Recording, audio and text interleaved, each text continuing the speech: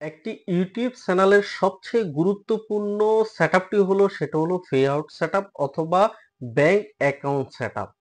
আপনি সবকিছু ধাপে ধাপে যখন করার পরে লাস্ট অপশনটা হলো যখন আপনি টাকা পেমেন্ট নিবেন তখন কিন্তু আপনাকে ওই ব্যাংক অ্যাকাউন্টটা সেটআপ করতে হবে। তো আপনি যদি ব্যাংক অ্যাকাউন্ট সেটআপটা সঠিকভাবে করতে না পারেন তাহলে কিন্তু আপনার ইউটিউব কিন্তু আপনার টাকাটা ঠিকই পাঠাবে। ওই টাকাটা আপনার ব্যাংকে আসবে না, আপনার পকেটে আসবে না। তো বন্ধুরা, আজকে আমি এই ভিডিওর মাঝে আপনাদেরকে দেখিয়ে দিব কিভাবে একবারে নতুন পদ্ধতিতে সঠিক নিয়মে আপনি আপনার ব্যাংক অ্যাকাউন্টটা সেটআপ করতে পারেন। আশা করি এই ভিডিওটা আপনি টেনে টেনে দেখবেন না। যদি এই ভিডিওটা আপনি টেনে টেনে দেখেন তাহলে গুরুত্বপূর্ণ অপশনটা আপনি হারিয়ে ফেলতে পারেন।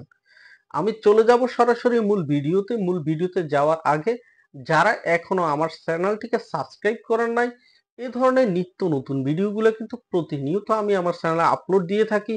যদি আপনাদের এই ভিডিওটি ভালো লাগে তাহলে অবশ্যই চ্যানেলটিকে সাবস্ক্রাইব করে দিতে ভুলবেন না।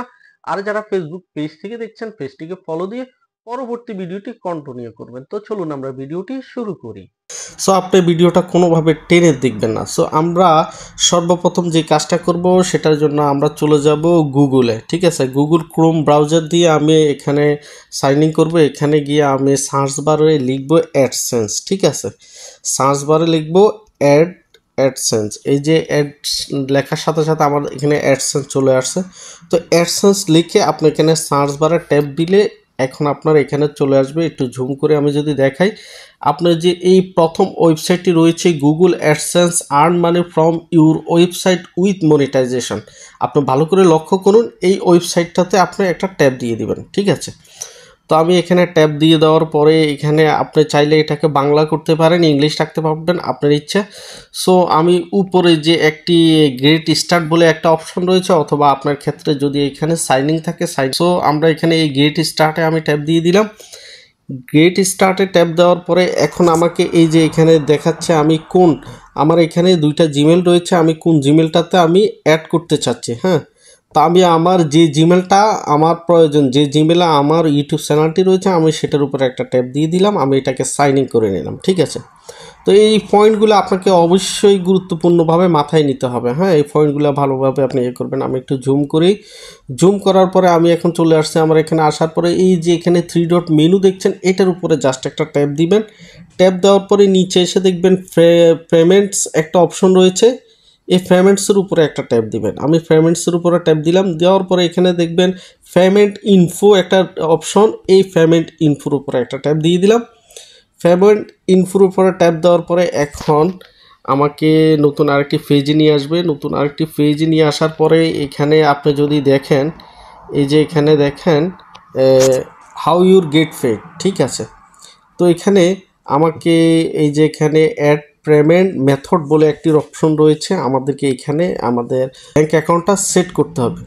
সো আপনার যদি সেট করা থাকতো, আপনার এখানে কিন্তু আপনার যেই নামে আপনার ব্যাঙ্ক অ্যাকাউন্টে রয়েছে ওই নামটা এখানে শো করতো, ব্যাঙ্ক অ্যাকাউন্টের নাম্বারটা দেখাতো। সো আমার যেহেতু করা নেই, তাহলে আমাকে এখানে অ্যাড পেমেন্ট মেথড এটার উপরে ট্যাপ দিতে হবে। ঠিক আছে, তো আমি অ্যাড পেমেন্ট মেথড এটার উপরে একটা ট্যাপ দিয়ে দিলাম। এটার উপরে ট্যাপ দেওয়ার পরে এখন আমাদের নতুন আরেকটি পেজ নিয়ে আসবে। গুরুত্বপূর্ণ পয়েন্ট, আপনারা কোনোভাবে এগুলো মিস করবেন না। এই যে এখানে দুটা অপশন তারা নিয়ে আসছে অ্যাড পেমেন্ট মেথডে। আপনি প্রথমটা দেখুন add new wire transfer details, আর নিচেরটা দেখুন অ্যাড নিউ চেক ডিটেলস। অর্থাৎ এখানে আপনি যদি প্রথমটাকে আপনি সিলেক্ট করেন তাহলে আপনি ব্যাংক অ্যাকাউন্ট সিলেক্ট করতে পারবেন। আপনার ব্যাংক অ্যাকাউন্টে প্রতি মাসে আপনার গুগল অ্যাডসেন্সের মাধ্যমে ইউটিউব আপনাকে টাকা পেমেন্ট করবে। আর নিচেরটা যেটা অ্যাড নিউ চেক ডিটেলস, এটা যদি করেন তাহলে আপনি চেকের মাধ্যমে টাকা আপনাকে নিতে হবে। সো চেকের মাধ্যমে যেটা, এটা অনেক ধরনের লেন্দি একটা প্রসেসিং, সেটা আসলে আমাদের না করাই উত্তম।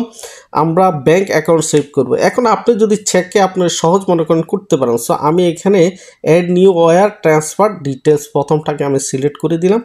করার পরে অটোমেটিকলি আমাকে আরেকটা ফর্মে নিয়ে আসছে। ঠিক আছে, এখন আমাকে এই ফর্মটা পূরণ করতে বলছে। এখন এখানে ফর্মটা আসার পরে এখানে প্রথম দেখুন বেনিফিশিয়ারি আইডি, এখানে অপশনাল দেওয়া আছে।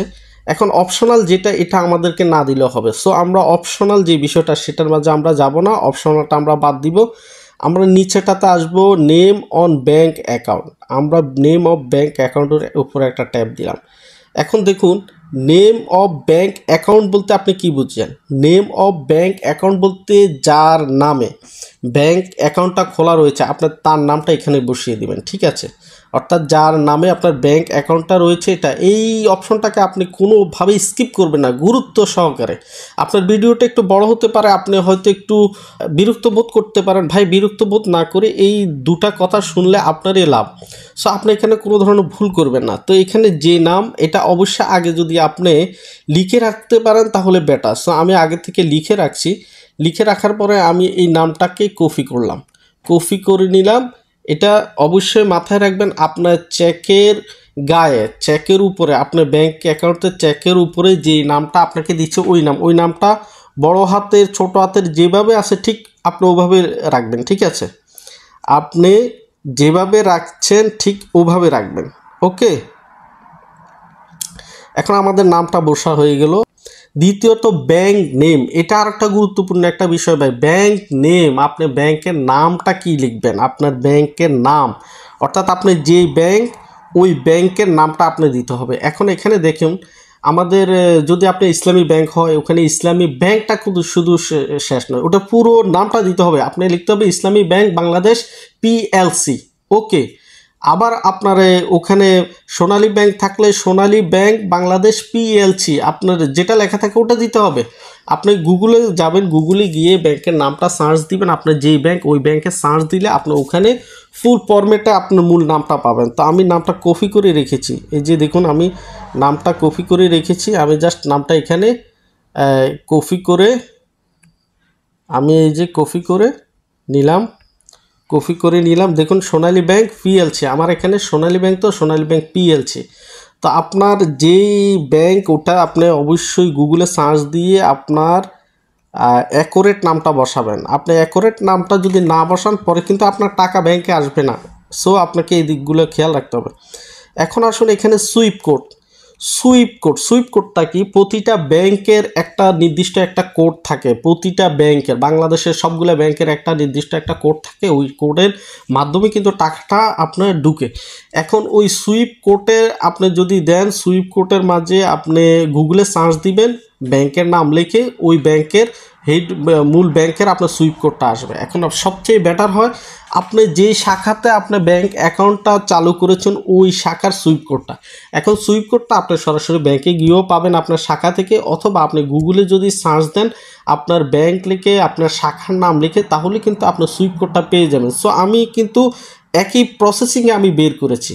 কিভাবে? আপনি শুধু গুগলে যাবেন, গুগলে গিয়ে আপনার যদি সোনালী ব্যাংক হয় আপনার সোনালী ব্যাংক লিখে আপনার শাখাটার নাম লিখবেন, দেখবেন আপনার সুইপ কোডটা চলে আসবে।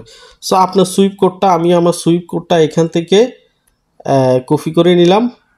আমি আমার সুইপ কোডটা হুবহুব কপি করে নিলাম। আপনারা অবশ্যই এগুলা ভালোভাবে আগের থেকে লিখে রাখবেন যাতে করে আপনার জন্য সহজ হয়ে যায়, ঠিক আছে? এখন আমি সুইপ কোডটা আমার কাজ শেষ হয়ে গেলে এখন অ্যাকাউন্ট নাম্বার, এটাও কিন্তু এখানে কিন্তু প্রতিটা ক্ষেত্রে কিন্তু আপনার খুবই গুরুত্বপূর্ণ, কোনো বিষয়টা আপনাকে স্কিপ করতে পারবে না। তো অ্যাকাউন্ট নাম্বার, সো এটা আরেকটা গুরুত্বপূর্ণ বিষয়। আপনি অ্যাকাউন্ট নাম্বারটাও ঠিক হুবহুব আপনি লিখে রাখবেন, আগে থেকে লিখে রাখবেন যাতে কোথাও কোনো আপনার ভুল না হয়। ভালোভাবে দেখবেন, দেখার পরে এই যে এখানে অ্যাকাউন্ট নাম্বারটা আমি পেস্ট করে দিলাম, ওকে? এখন দ্বিতীয়ত কি বলছে? রিটাইপ অ্যাকাউন্ট নাম্বার, আমাকে একই অ্যাকাউন্ট নাম্বার আবার এখানে রিটাইপ করতে বলছে। সো আমি দ্বিতীয়বার আমার এই যে অ্যাকাউন্ট নাম্বারটা এখানে বসিয়ে দিলাম। সো দেখুন আমাকে এখানে যে কাজগুলো করতে হলো আমি আবারও দেখি। এখানে আমাকে সর্বপ্রথম আমার ব্যাংক অ্যাকাউন্টের যে নাম তার নাম লিখতে হচ্ছে, অর্থাৎ নেম অন ব্যাংক অ্যাকাউন্ট, অর্থাৎ যার নামে ব্যাংক অ্যাকাউন্ট তার নামটা পুরোপুরি লিখতে হয়েছিল। তারপরে ব্যাংকের নাম লিখবেন, তারপরে সুইপ কোড, তারপরে অ্যাকাউন্ট নাম্বারটা লেখার পরে আবারও রিটাইপ করে দিবেন। তো আপনি রিটাইপ করে যেন ভুল না হয়। তারপরে নিচের যে অপশনগুলো সেগুলো আপনার কোনো কাজ নেই। তো আপনি চেক করে দেখবেন আপনার যদি সব কিছু ঠিকঠাক থাকে, ওকে করা থাকে, তাহলে আপনি একটু নিচে আসবেন। নিচে আসার পর আর নিচের যে যদি কোনো অপশন থাকে ওই অপশনগুলোতে আপনার যাওয়ার কোনো প্রয়োজন হবে না। এখানে একটা টিক চিহ্ন অটোমেটিকলি তোলা থাকবে। তোলা থাকার পরে এই যে এখানে সেভ বলে একটি অপশন রয়েছে, আপনি জাস্ট সেভ অপশন ট্যাপ করে দেবেন। জাস্ট আমি এখন সেভ অপশনটাতে ট্যাপ করে দিব। ট্যাপ দিয়ে দেওয়ার পরে এখন এটাকে একটু রিলোড নেবে, আপনার এটাকে সেভ করে নিচ্ছে অটোমেটিকলি। এই যে এখানে দেখুন, আমরা যে এখানে দেখাচ্ছি এই যে নাম চলে আসছে আমার, ওই যে অ্যাকাউন্ট নাম্বারটা চলে এসেছে, যেটা আপনার আগে কিন্তু আপনি দেখেন নাই। এটা দেওয়ার সাথে সাথে কিন্তু আপনার এটা অ্যাকাউন্টটা এখানে সেট হয়ে গেছে, অলরেডি আপনার অ্যাকাউন্টটা এখানে সেট হয়ে গেছে। তো বন্ধুরা, আশা করি আপনারা বুঝতে পেরেছেন কিভাবে আপনি সঠিকভাবে গুগল অ্যাডসেন্সের সাথে আপনার ব্যাংক অ্যাকাউন্টটা সেট করবেন, যেটা আপনার অত্যন্ত গুরুত্বপূর্ণ একটি সাবজেক্ট। তো বন্ধুরা, এই ভিডিওটি যদি আপনার হেল্পফুল হয়, আপনার উপকারে আসছে মনে করেন, তাহলে ভিডিওটি শেয়ার করে আপনার অন্যান্য বন্ধুদের দেখার সুযোগ করে দিবেন। দেখা হবে নতুন আরেকটি ভিডিওতে। সেই পর্যন্ত সবাই ভালো থাকবেন। সবাইকে আল্লাহ হাফেজ। আসসালামু আলাইকুম।